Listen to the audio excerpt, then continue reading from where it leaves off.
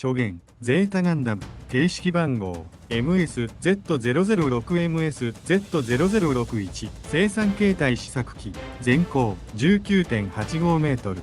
頭頂高 19.8 メ、全長 24.32MWR 形態、翼幅 18.61 メートル、WR 形態。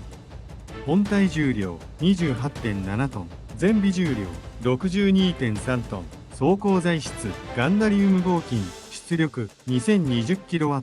推力 12,200kg×5、腰 1600kg×2、足 7600kg×4、足横。総水力 112,600kg、センサー、有効半径 14,000m、武装 60mm、バルカン砲 ×2、2連装グレネードランチャー ×2、ビームライフル、ビームサーベル ×2、シールド裏グレネードランチャー、ハイパーメガランチャー、搭乗者紙指弾、自動アーシタ、ルールカ、テウーゴとアナハイムエレクトロニクス A 社による共同計画ゼータ計画で開発された第3世代モビルスーツ、宇宙世紀86年初旬、テウーゴと協力関係にあった A 社は、テウーゴからの依頼を受け、リック・ディアスの完成と同時に、次世代の高性能 NS 開発計画、ゼータ計画を発動させる本機を開発するにあたり、開発チーフは、勝見設計技師、総合技術オブザーバーは、旧ジオン公国出身のアレクサンドロ・ピュース付き博士が担当している。まず、当時開発が進められていた機体をベースとした、デルタガンダムを設計するものの、これはフレームの強度不足から採用が見送られた。その後、アクシズからの技術交換によって得られたデータをもとに、より変形機構が簡易な実験機であるメタスを開発するが、これは難なく進捗し、データ収集も完了するものの、既存の MS とはスタイルが異なる試作機の域を出ないものであり、白兵戦には適さない機体となる。そこで非変形型のプロトゼータガンダムが開発されるが、A 社特有のブロックビルドアップ機構により生産整備性を高める狙いがあるものの制御系に課題を残していた。このプロトゼータガンダムをベースに変形機構を盛り込む試みが行われ、変形機能こそ実証するものの、フレームの設計が MS 形態時における金属疲労に耐えきれないことから実用化には至らなかった。その後、ティターンズが開発したガンダムマーク2が同社に持ち込まれたことで状況は一変。ガンダムマーク2に採用されたムーバブルフレームの設計思想は斬新であり、可変 MS に要求される機能を十分に備えたものであった。A 社はこの技術の取得後に大気圏突入能力の実証を目的としてフライングアーマーを開発。ガンダムマーク2のオプションとして用意し、データの収集を行った。さらに、紙指弾による変形 MS1 のプロットを採用。ムーバブルフレームによる可変機構が A 社所属のゲルハルト・ブルック博士の手により実用化される。こうして完成したゼータガンダムは、ウェーブライダー以下 WR と呼ばれる巡航形態への変形能力を有し、大気圏突入をも可能とする破格の汎用性を実現した。本機のムーバブルフレームの基本構造はコピーが容易である上に、他の機体とは比較にならない強度を持っていたため、以後に開発された MS のほとんどがどこかにこの構造を取り入れている。ジェネレーター出力も高く、高出力の超小型核融合炉を備え、ゼータガンダムは UC100 年代の機体にも近似する仕様といえる。当時の A 社内において第2の RX78 ガンダムとして期待された装甲材質はリック・ディアスや100式と同様にガンダリウムガンマを使用し、さらなる軽量化と光合成を実現している。この素材の採用がなければ、本機は自重によって機体各部の運動性を損ない、変形の所要時間を短縮することもできず、実用機としては完成しなかったと言われる。大気圏突入を行う機体の性質上、外装やシールドは入念な耐熱処理が施されており、ビームによる射撃、斬撃にも数回ながら耐えうる。ただし、シールドは WR の一部を構成するパーツでもあることから、デリケートな構造であり、整備面で若干の問題があった。学部機構、熱核ジェット、ロケットエンジン、およびミノフスキー・イオネスコ型熱核反応炉は、変形機構が集中する胴体部を避け、左右のスネ部に搭載された。これらのエンジンやジェネレーターの開発は A 社所属のオスカー・ライエル博士によるもの。構造には GP01 フルバーニアン脚部開発の折に培われたノウハウが生かされている。結果的に分散配置となり、片足を喪失した場合でもある程度の出力が維持される。背部にはアンバックとスラスターとしての機能を併せ持つロングテールバーニアスタビライザーを装備。大気圏内外において優れた加速性能を発揮する。また5ムーバブルフレームに接続されるフライングアーマーには複数のモデルがあり、換装が可能である。高性能な可変システム。本機は当時の可変 MS として傑出した完成度を誇り、緻密な変形機構によって高性能な MS と WR を両立した。 MS と WR では基本構造や必要とされる技術が全く異なるが、それゆえに双方の機能を併せ持つ本機は戦術的に大きな意味を持つ。これは自身の兵器としての性格を任意に変更できるということであり、旧来の MS においては実現不可能な戦術であった。すなわち本機は自らの MS としての戦力を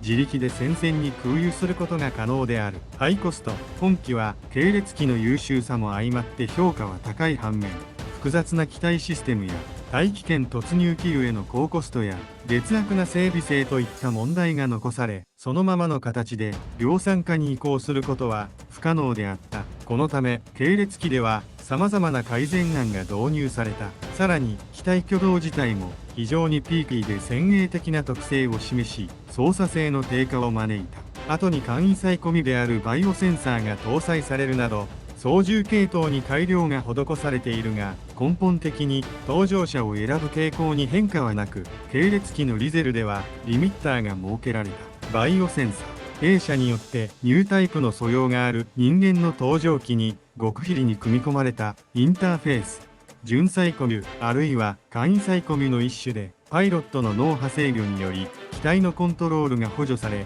追従性が向上する。詳細はサイコミバイオセンサーを参照。ハイパー化。カミーユの怒りに反応して定格以上の出力と仕様にない機能を発揮した状態。この状態は機体周囲のミノフスキー粒子の不加速挙動を制御する実験のために秘密裏に装備されたサイコミュによるものという説もあり、作中ではビームサーベルのビーム長を長大化させたり、機体表面にメガ粒子ビームを変更させるバリア状のフィールドをまとっていた。武装。装備 60mm バルカン砲。連邦 KMS の標準固定装備で頭部に2門装備。総弾数は600発。ビームライフル。形式番号XBRM87A2。防馬射精。超重心。高威力の専用ライフルで出力は 5.7MW。ガンダムマーク2と共通の E パックを使用し、互換性が保たれている。不使用時には重心を縮め、センサーとグリップを畳み、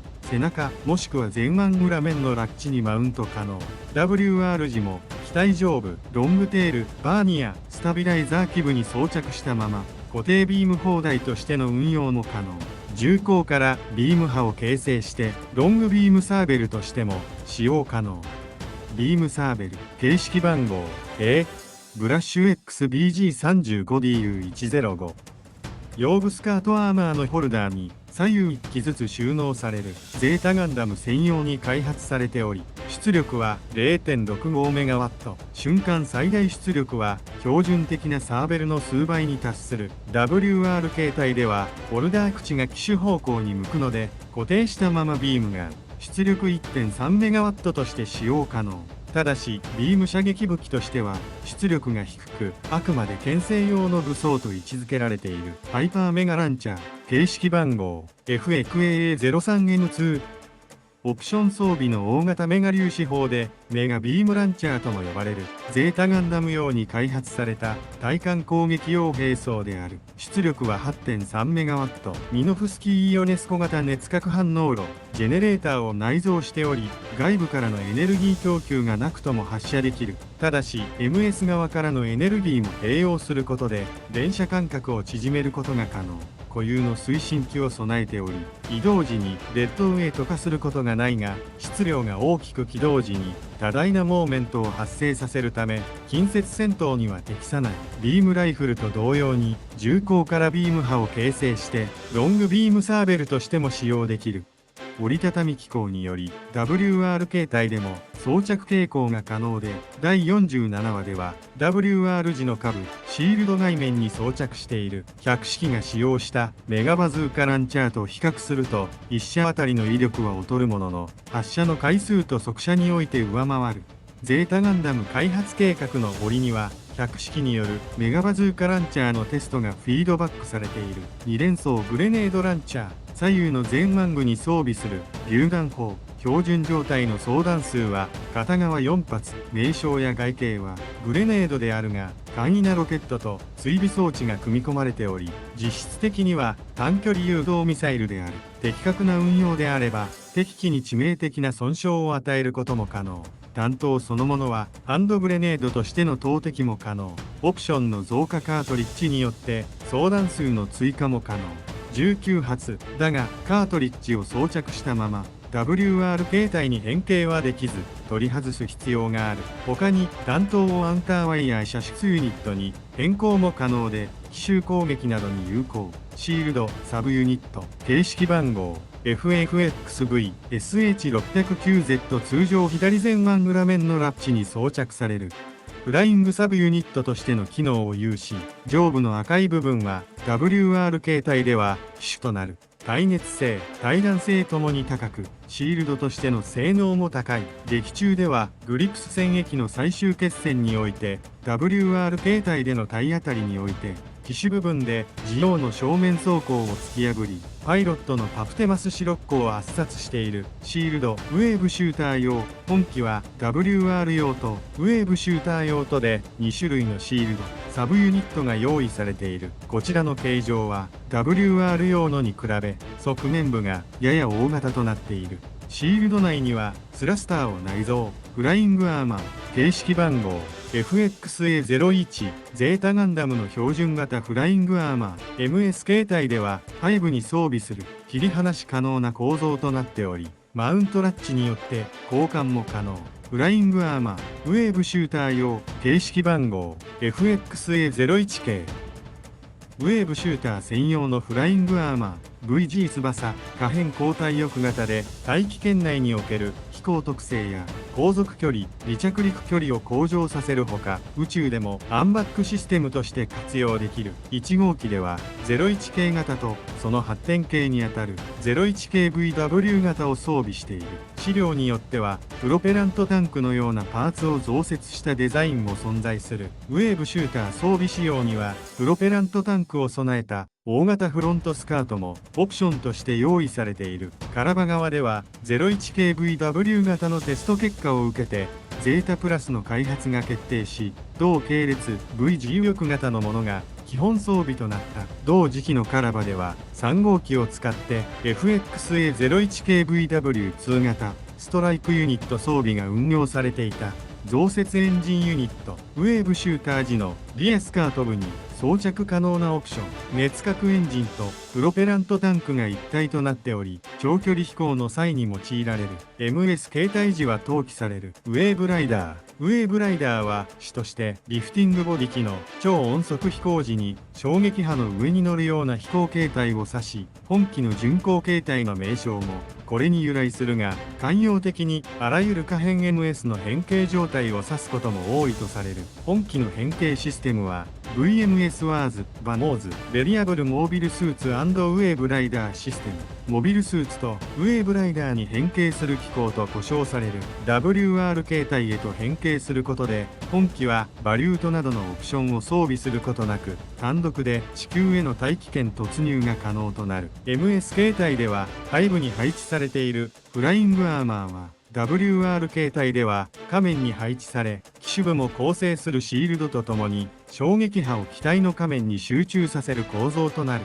機体は装甲素材の耐熱性だけでなく、その衝撃波に乗ることで大気圏突入時の熱からカバーされる仕組みとなっている。本機のハイビーゼンにガンダムマーク2の大気圏突入用の装備として非変形のフライングアーマーが開発されている。それはゼータ計画の一環として行われており、ジャグロー進行線で運用された同装備により本機の WR の機能が検証されている。 WR は大気圏突入能力のみならず宇宙戦闘機としても優秀な加速性能及び航続距離を備えている。 MS からの機体形状の変更は機体各部に分散配置されたスラスターのベクトルを後方に集中させ、全推力を加速のみに用いることを可能とさせる。しかし腕部や脚部などのモジュールは機体剛性の確保のため固定され、アンバック機能は失われる。したがって直線加速には優れるが運動性は MS 形態より低下する。その特性から大気圏突入時以外での運用はおおむね高速移動を目的とされている。サブフライトシステムとしての運用も可能である。 WR の上面に MS を1機乗せたまま大気圏突入を行うことが可能。WR は熱核ジェットエンジンによって大気圏内飛行も可能であるが、機体の翼面積が小さく膨大な推力によって強引に機体を飛翔させているに過ぎない。そこで空戦能力付与のため可変交代翼を備えるフライングアーマーも考案された。これを装備するゼータガンダムの巡航形態はウェーブシューターと称され、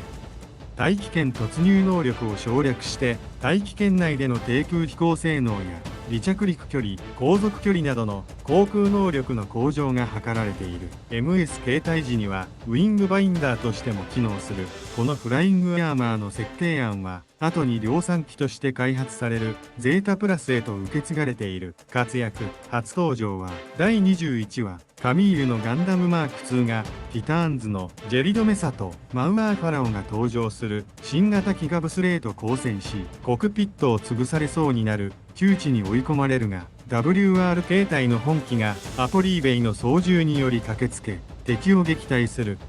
これにより本機は初めて実戦投入された。以降はカミーユがメインパイロットとなり、エウーゴの主力としてグリプス戦役を戦い抜く。劇中では MS 形態と WR 形態を巧みに使い分け、キリマンジャロ襲撃戦では WR 形態で百式を乗せて大気圏に突入している。一時的な登場者としては初登場時のアポリーのほか、第24話でスキヌ・フォン・ブラウン氏に潜入したカミーユに本機を送り届けるためレコ・アロンドが登場している。物語終盤では宇宙世紀史上最高と言われるカミーユのニュータイプ能力に本機のバイオセンサーが反応。ビーム兵器の攻撃を弾くオーラを機体にまとい、ビームサーベルを長大に進展させ、ヤザンゲーブルの半ブラビを切り裂くなどスペックを超える性能を発揮する。シロッコとの決戦では死者の思念を取り込み、何らかの干渉でジオウを制御不能にする現象をもたらしている。直後 WR 形態での体当たりでジオウを撃破する。ゼータガンダムに目立った損傷はなかったが、パイロットのカミーユは限界を超えたニュータイプ能力を発揮したため精神に異常をきたす。そこをカユイリーのメタスに発見され、共にアーガマに帰還する。チャンネル登録高評価お願いします。